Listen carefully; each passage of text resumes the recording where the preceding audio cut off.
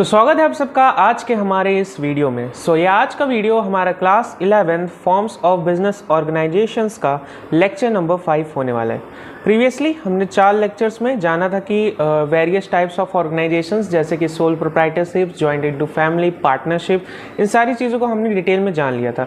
आज हम बात करने वाले हमारे कोऑपरेटिव सोसाइटी क्या होता है, इसके बारे में पूरा डिटेल में डिस्कशन होने वाला है। तो इस वीडियो को लास्ट तक देखना मत भूलिएगा। अगर आप बीच में छोड़ देंगे तो आपके कॉन्सेप्ट्स कमज़ोर रह जाने वाले हैं।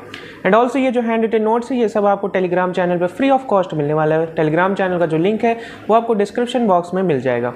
चलिए बढ़ते हैं आज के इस वीडियो की ओर। बट आगे बढ़ने से पहले इस वीडियो को सबसे पहले लाइक कर दीजिए एंड शेयर कर दीजिए अपने किसी एक फ्रेंड के साथ। एंड ऑल्सो उसको कह दीजिए कि सब्सक्राइब कर ले, because free of cost 100% syllabus इसी चैनल पे कंप्लीट हो रहा है, क्लास 11th का भी। एंड साथ ही साथ अगर आपका जान पहचान में कोई क्लास 12th का है तो उसको भी ये चैनल भेज दीजिए, बिकॉज दोपहर में 12 बजे क्लास 11th का वीडियो आता है और शाम के 4 बजे क्लास 12 का वीडियो आता है रेगुलर बेसिस पे।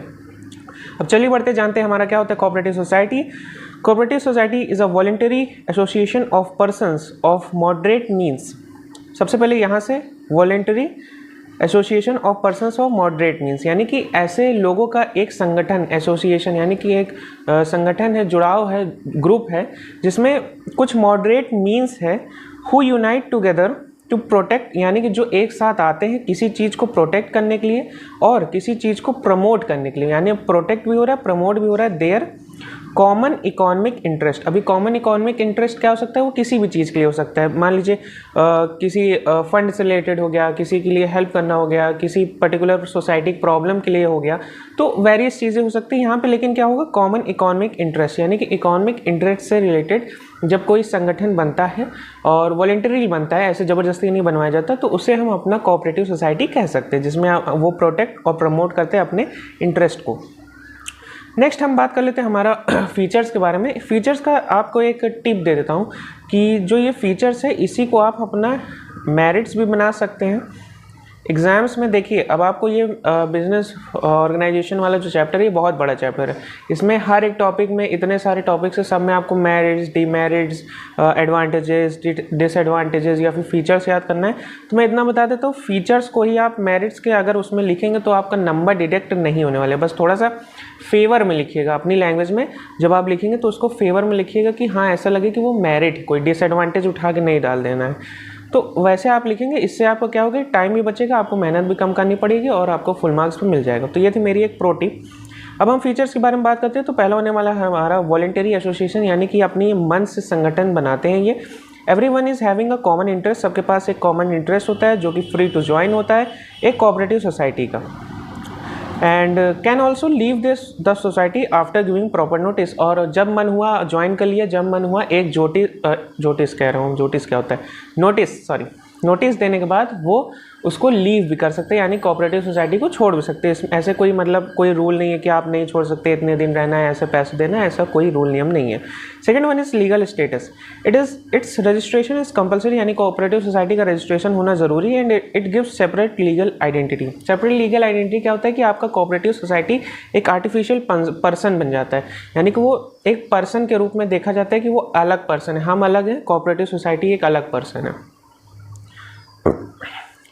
Third one is limited liability. इसमें जो लायबिलिटी होने वाली है हमारी, लायबिलिटी ऑफ द मेंबर्स की, वो लिमिटेड होगी to the extent of their capital contribution in the society, यानी कि उन्होंने जितना पैसा कोऑपरेटिव सोसाइटी में डाला है केवल उतने के लिए वो लायबल रहेंगे, यानी अगर वो कल को कोई लायबिलिटी आती है तो वो पैसा इस्तेमाल हो जाएगा, उससे ज़्यादा पैसा वो देने के लिए लायबल नहीं होंगे। Fourth one is democratic control. Management and control lies with in the managing community elected by the members by giving vote, यानी कोऑपरेटिव सोसाइटी में जो मैनेजर्स होते हैं, मैनेजिंग टीम होती है, उसको वोटिंग के थ्रू इलेक्ट किया जाता है, यानी कि इलेक्शंस होते हैं उसमें। एवरी मेंबर हैज़ 1 वोट, सारे वही होता है 1 member 1 vote, irrespective of the number of the shares held by them, यानी कि ये मैटर नहीं करता है वो कितना पैसा लगाते हैं, कितने शेयर्स होल्ड करते हैं, एक पर्सन को एक ही वोट मिलने वाला है।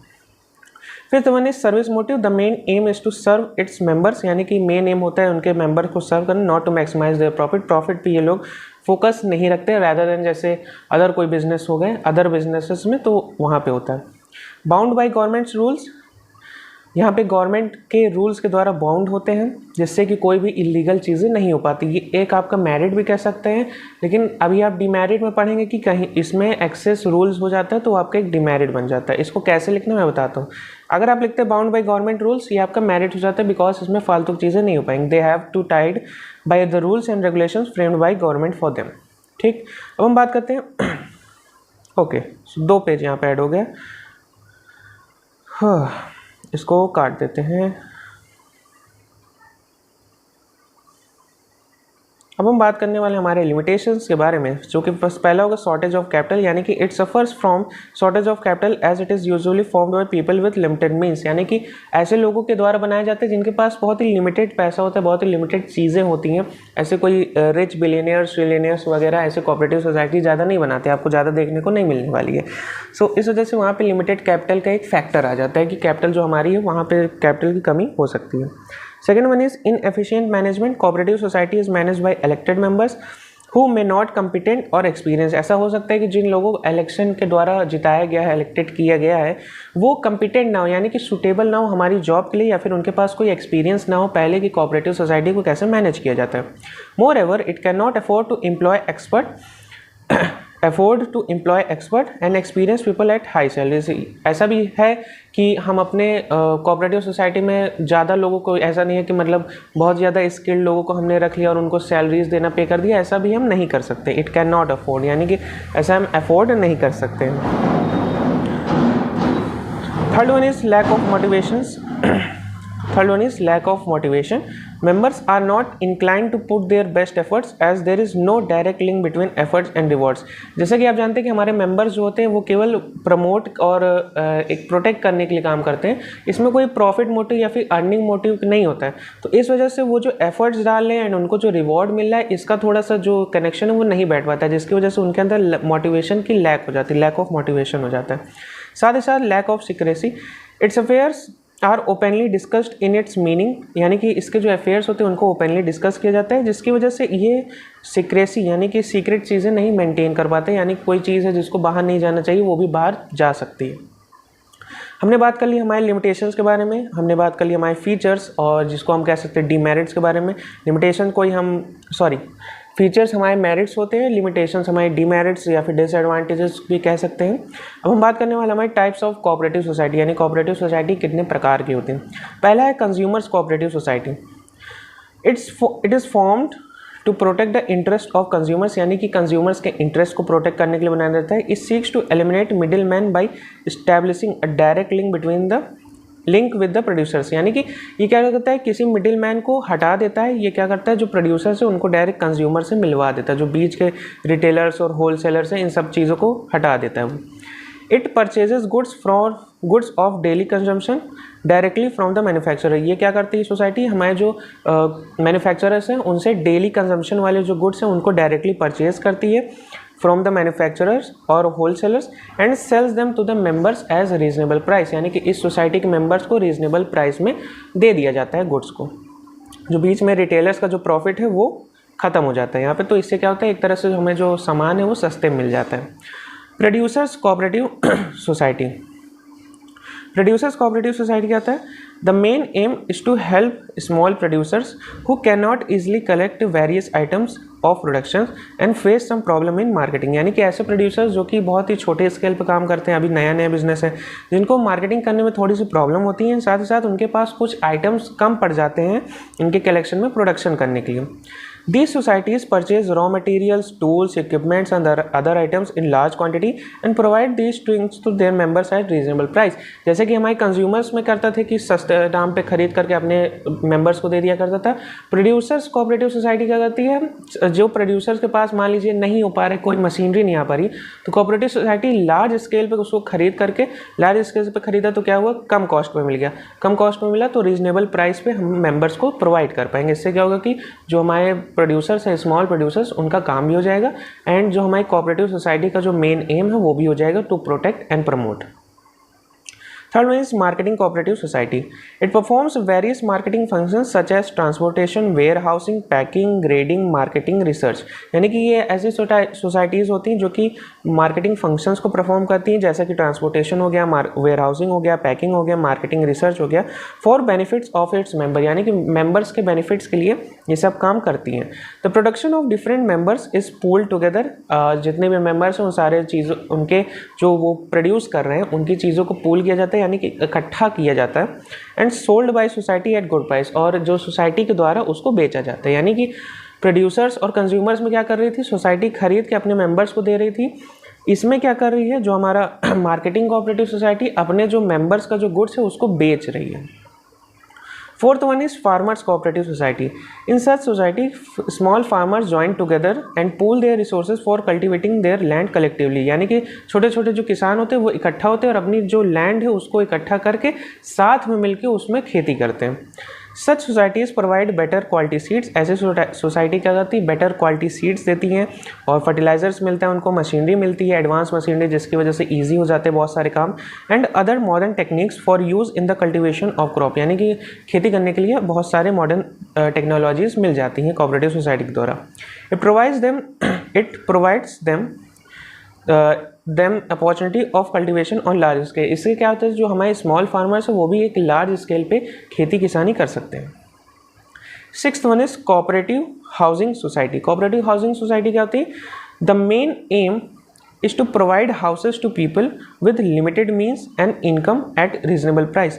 यानी कि ऐसी कोऑपरेटिव सोसाइटी जो कि अपने मेंबर्स को, यानी कि प्रोवाइड हाउसेज टू पीपल, ऐसे लोगों को घर प्रोवाइड करवाती है जिनके पास मतलब जिनकी आर्थिक स्थिति इकोनॉमिकली वीकर है, यानी कि उनके पास ज़्यादा पैसे नहीं हैं, उनकी आर्थिक स्थिति कमज़ोर है एंड उनके पास जो पैसा है वो भी लिमिटेड अमाउंट में, तो उनको रीज़नेबल प्राइस पे उनको घर प्रोवाइड करवा देती है. तो यहाँ पे हमारा जो टाइप्स ऑफ कोऑपरेटिव सोसाइटी था उसका जो है टॉपिक खत्म होता है. एक बार रिवाइज कर लेते हैं. हमारा कंज्यूमर कोऑपरेटिव सोसाइटी होती है, जो कि कंज्यूमर कोऑपरेटिव सोसाइटी क्या करती है, डायरेक्ट प्रोड्यूसर मैन्युफैक्चरर से सामान लेके अपने मेंबर्स को देती है. प्रोड्यूसर्स कोऑपरेटिव सोसाइटी क्या करती है, डायरेक्ट क्या नाम से जो भी रॉ मटेरियल्स हो गए, जो भी चीज़ें हो गई प्रोड्यूसर्स को चाहिए होती उसको खरीद करके प्रोड्यूसर्स को दे देती हैं. मार्केटिंग कोऑपरेटिव सोसाइटी क्या करती है, उसमें जो मेंबर्स हैं जो कि प्रोड्यूसर्स हैं वो जो भी प्रोड्यूस करते हैं उसको मार्केटिंग करके कंज्यूमर्स को पहुंचा देती है. फोर्थ वन इज़ फार्मर्स इकट्ठा होते हैं, अपनी लैंड को पूल करते हैं, पूल मतलब इकट्ठा करके और साथ में मिलकर उसमें खेती बाड़ी करते हैं, जिसमें मॉडर्न टेक्नोलॉजीज़ का इस्तेमाल होता है. साथ ही साथ इक्विपमेंट्स और मशीनरी भी आती है कोऑपरेटिव सोसाइटी के द्वारा. कोऑपरेटिव हाउसिंग सोसाइटी वो सोसाइटी होती है, यहाँ पे फोर्थ के बाद सिक्स्थ क्यों लिखा है अभी ध्यान दिया, एक तो ये PDF बनाने में अलग दिमाग ख़राब हो रहा है. ये हमारी कोऑपरेटिव हाउसिंग सोसाइटी कौन सी सोसाइटी होती है, इनका मेन एम होता है कि ऐसे लोगों को जिनके पास ज़्यादा पैसा नहीं है उनको एक रीज़नेबल अमाउंट में घर प्रोवाइड करवाना. यहाँ पे हमारा जो कोऑपरेटिव सोसाइटी का पार्ट है उसका ये पार्ट 1 होने वाला है. इसका पार्ट 2 भी आएगा जो कि हमारा होगा लेक्चर नंबर हमारा कौन सा लेक्चर नंबर है 5. लेक्चर नंबर 6 में हमारा जो नेक्स्ट इसके आगे का पार्ट है उसको हम डिस्कस करने वाले हैं. बट इस वीडियो को बंद करने से पहले, इससे पहले आप इसको क्लोज करें, कमेंट कर दीजिए एंड अगर कोई डाउट है तो उसको भी आप पूछ सकते हैं. टेलीग्राम ज्वाइन करना नहीं भूलना है, वहाँ पे जो भी अपडेट्स वगैरह वहाँ पे मैं दे देता हूँ. एंड ऑल्सो लाइक कर दीजिए, शेयर कर दीजिए अपने किसी एक फ्रेंड के साथ एंड उनसे भी कहिए कि सब्सक्राइब कर दे इस चैनल को, बिकॉज जून एंड से पहले मुझे 100 सब्सक्राइबर्स गेन करने. मिलता है मैं आपसे अगली वीडियो में, तब तक के लिए अपना ख्याल रखें, अपने माँ बाप का ख्याल रखें. जय हिंद.